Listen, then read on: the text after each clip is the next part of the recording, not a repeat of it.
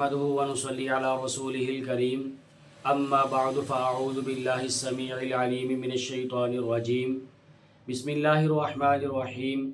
يا أيها الذين آمنوا إذا قمتم إلى الصلاة فاغسلوا وجوهكم وأيديكم إلى المرافق وامسحوا برؤوسكم وأرجلكم إلى الكعبين وقال النبي صلى الله تعالى عليه وآله وسلم من توضأ فأحسن الوضوء خرجت خطاياه من جسده حتى تخرج من تحت أظفاره صدق الله وصدق رسوله النبي الكريم ونحن على ذلك لمن الشاهدين والشاكرين والحمد لله رب العالمین۔ انتہائی واجب الاحترام سامعین گرامی، آج کی نشست میں آپ احباب کے سامنے وضو کے چند ایک فضائل اور مسائل کا تذکرہ کرنا مقصود ہے۔ پروردگار عالمین سے دعا ہے اللہ تبارک و تعالی میری زبان پہ کلمہ حق جاری فرمائے۔ عزیزان گرامی، اللہ تبارک و تعالی نے قرآن کریم کے اندر یہ بات ارشاد فرمائی کہ یا ایھا الذین آمنوا اذا قمتم الی الصلاۃ، اے ایمان کا دعویٰ کرنے والو، جب تم نماز پڑھنے کا ارادہ کرو تو نماز پڑھنے سے پہلے فاغسلوا وجوہکم وایدیکم الی المرافق، اپنے چہروں کو دھو لو، اپنے بازوؤں کو کونیوں سمیت دھو لو، وامسحوا برؤوسکم، اپنی سروں کا مسح کر لو، اور وارجلکم الی الکعبین، اور اپنے دونوں پاؤں کو ٹخنوں سمیت دھو لو۔ اللہ کے نبی صلی اللہ تعالی علیہ وآلہ وسلم نے بات ارشاد فرمائی۔ صحیح مسلم کے اندر یہ روایت موجود ہے۔ سیدنا ابو ہریرہ رضی اللہ تعالی عنہ فرماتے ہیں کہ سمیعت خلیلی یقول تبلغ الحلیۃ من المؤمن حین یبلغ الوضوء، او کما قال علیہ الصلوۃ والسلام۔ حضرت ابو ہریرہ رضی اللہ تعالی عنہ فرماتے ہیں کہ میں نے اپنے خلیل صلی اللہ علیہ وآلہ وسلم سے یہ بات سنی ہے کہ مومن کا زیور قیامت کے دن وہاں تک پہنچے گا جہاں تک وضو کا پانی پہنچتا ہے، یعنی اعضاء کے جن حصوں تک وضو کا پانی پہنچایا جاتا ہے وہاں تک بندہ مومن کو کل قیامت والے دن جنت کا عالی شان قسم کا زیور اس کو پہنایا جائے گا۔ یہ وضو کی فضیلت۔ اور اسی طرح ایک دوسری روایت میں وہ بھی سیدنا ابو ہریرہ رضی اللہ تعالی عنہ سے مروی ہے کہ آپ صلی اللہ تعالی علیہ وآلہ وسلم نے ارشاد فرمایا کہ میری امت کل قیامت کے دن اس کو اس حال میں بلایا جائے گا، میری امت کو قیامت والے دن اس حال میں بلایا جائے گا کہ ان کے ہاتھ، پاؤں اور چہرے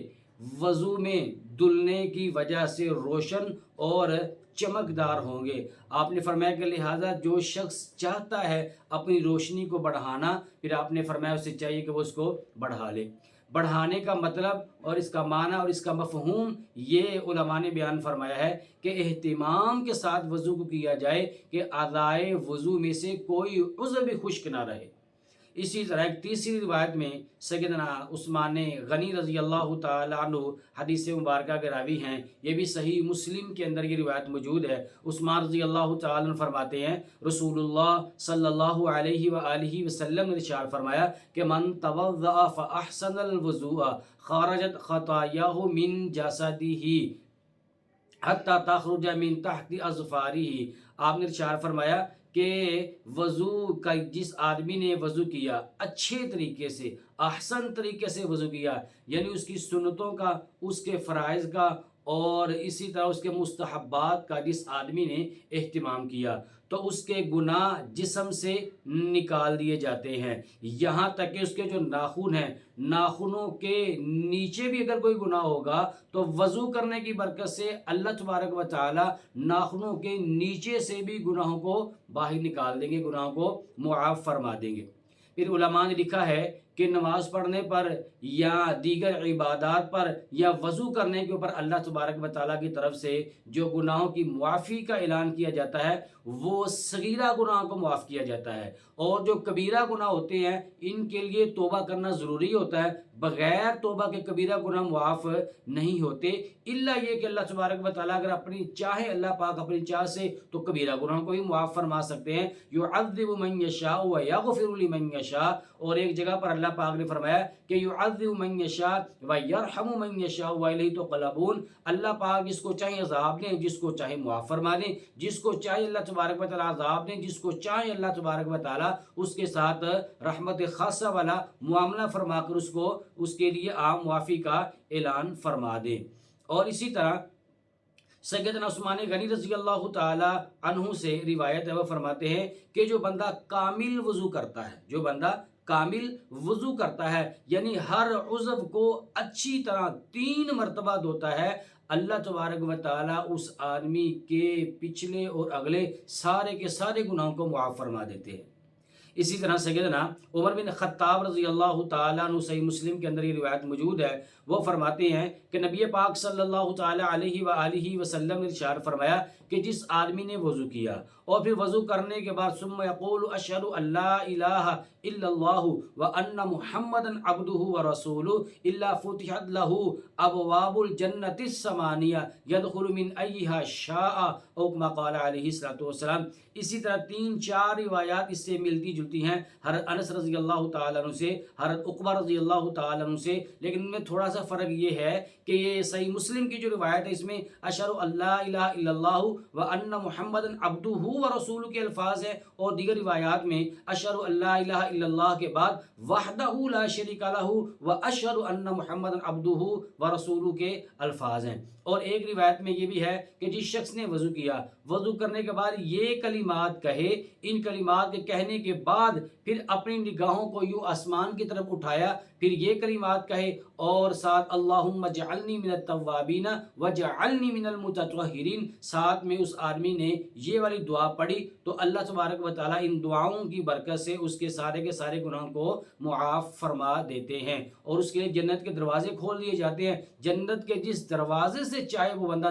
جنت کے اندر داخل ہو سکتا ہے۔ اب دیکھیں اس روایات کے اندر یہاں پر آنکھ کا یوں آسمان کی طرف بلند کرنا یہ تو آیا ہے، لیکن بعض احباب جب وضو کرتے ہیں، وضو کرنے کے بعد جب اشہد ان لا الہ کہتے ہیں آنکھوں کو بھی آسمان کی طرف اٹھاتے ہیں، اور یہ شہادت والی جو انگلی ہے اس انگلی کو بھی یوں آسمان کی طرف کر لیتے ہیں۔ حالانکہ حدیث مبارکہ میں نگاہ کو اٹھانے کا تذکرہ تو آیا ہے، لیکن یہاں پر یہ شہادت والی انگلی کو اٹھانے کا تذکرہ ان روایات کے اندر اللہ کے نبی علیہ الصلوۃ والسلام نے نہیں ارشاد فرمایا۔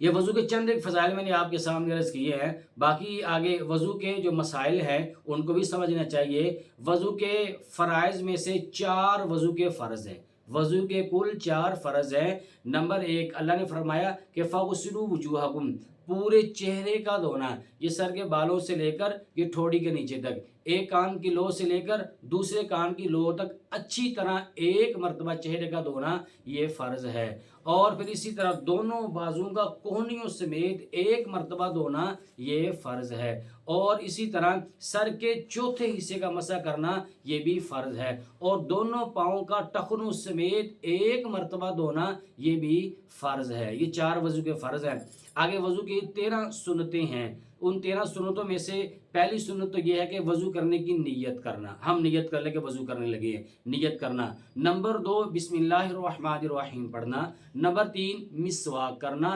نمبر 4 دونوں ہاتھوں کو یہ جو گھٹ ہیں گھٹوں سمیت دونوں ہاتھوں کا دھونا 4۔ اور نمبر 5 یہ ہے کہ دونوں 3 مرتبہ